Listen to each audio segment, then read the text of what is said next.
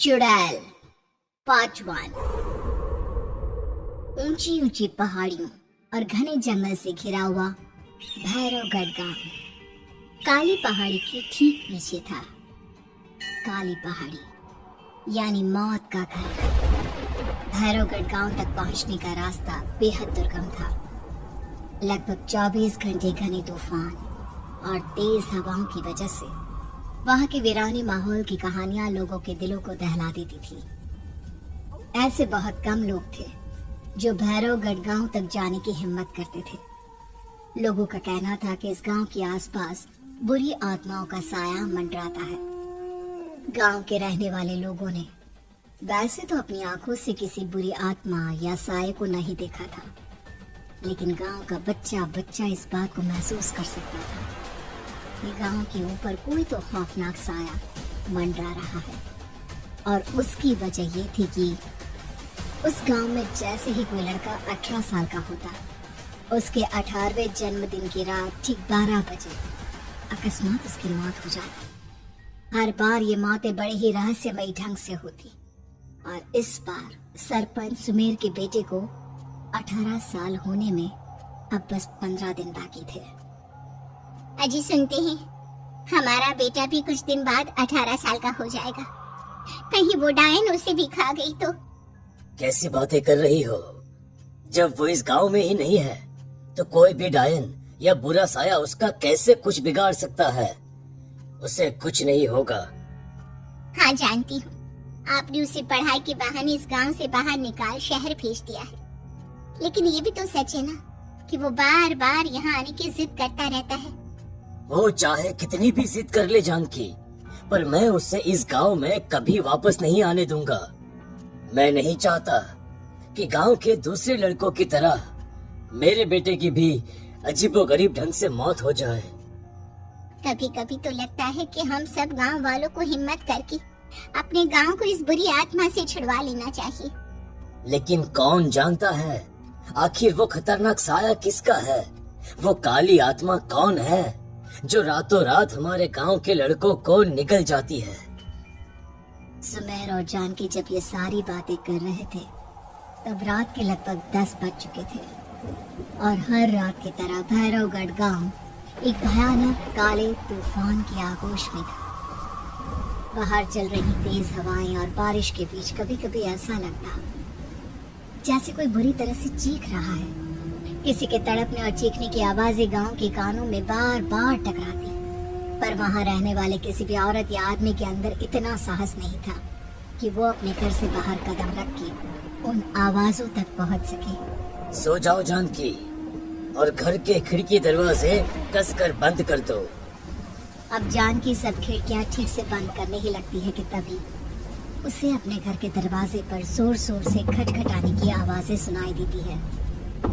इन आवाजों को सुनकर जानकी और सुमेर के चेहरे डर से पीले और हाथ पैर ठंडे पड़ जाते हैं। जानकी, जानकी, इतनी रात कौन होगा? पता नहीं, ऐसा लग रहा है कोई बुरी तरह से दरवाजा खटखटा रहा है। अरे हाँ, पर किसी की आवाज भी तो नहीं आ रही। क्या करूं? दरवाजा खोल लूं या नहीं? कहीं ऐसा ना हो कि किसी को हमारी मदद की जरूरत हो। लड़खड़ाते कदमों से सुमेर दरवाजे के करीब जाता है और अपने कान को दरवाजे पर रख धीरे से आवाज देते हुए पूछता है, कौन है? कौन है वहाँ? तभी एक बेहद डराने वाली आवाज उसके कानों से टकराती है। दरवाजा खोलो, दरवाजा खोलो, वरना आज की रात इस गांव में कोई जिंदा नहीं बचेगा। मैं जानती हूँ तुम्हारा बेटा 18 साल का होने वाला है। अगर उसकी जान की जरा भी परवाह है तो दरवाजा खोल दो। इस आवाज को सुनते ही सुमेर घबरा कर पीछे हट जाता है और जानकी को पूरी बात बताता है। नहीं, वो डायन हमारे घर तक तो नहीं पहुँच गई। अब हम क्या करेंगे? मुझे दरवाजा खोलना ही होगा जानकी। मेरे पास अब कोई रास्ता नहीं है। इतना कहकर सुमेर डर से अपनी दोनों आंखें कसकर बंद करता है और कांपते हाथों के साथ झटके से दरवाजा खोल देता है। तभी किसी के जोर से हंसने की आवाज सुमेर और जानकी को सुनाई देती है। उस आवाज को सुन दोनों दरवाजे की तरफ देखते हैं और सामने अपने बेटे राहुल को खड़ा देख दंग रह जाते हैं। राहुल के हाथ में उसका मोबाइल होता है जिसमें से वो आवाज बज रही थी।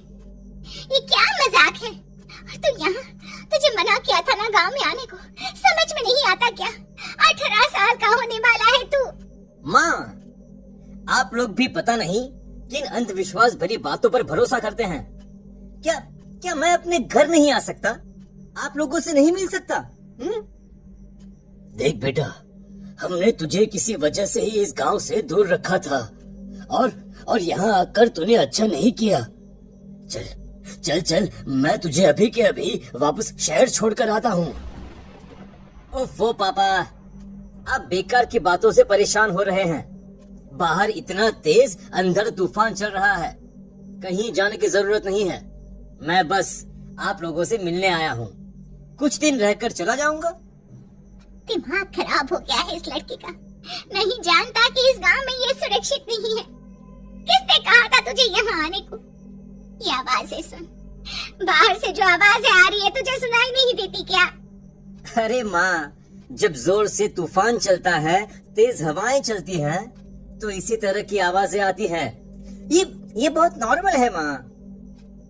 नॉर्मल होगी तेरे लिए बेटा। 4 दिन शहर में पढ़कर आया है तो अपने माँ बाप की बात नहीं मान सकता।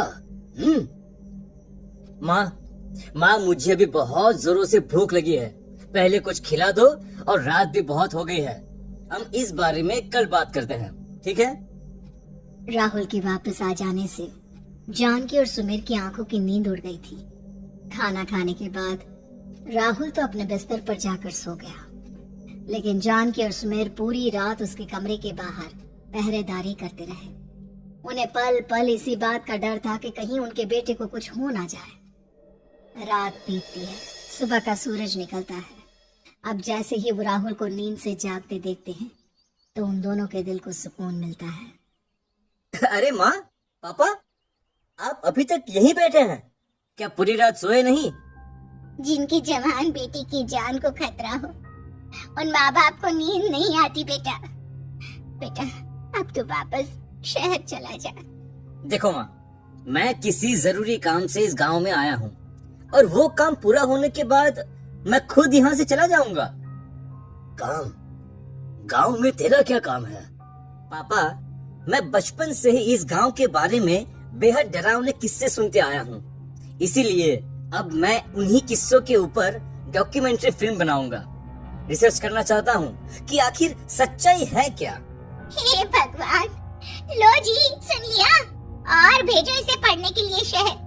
मैंने आपसे पहले ही कहा था, मेरी बहन के पास दूसरे गांव भेज दो। ना ये शहर जाता और ना उल जुलूल की बात इसके दिमाग में आती। जानकी और सुमेर राहुल को समझाने की बहुत कोशिश करते हैं, पर वो किसी की बात नहीं सुनता और अपना कैमरा लेकर गांव के पास वाली काली पहाड़ी की तरफ निकल जाता है।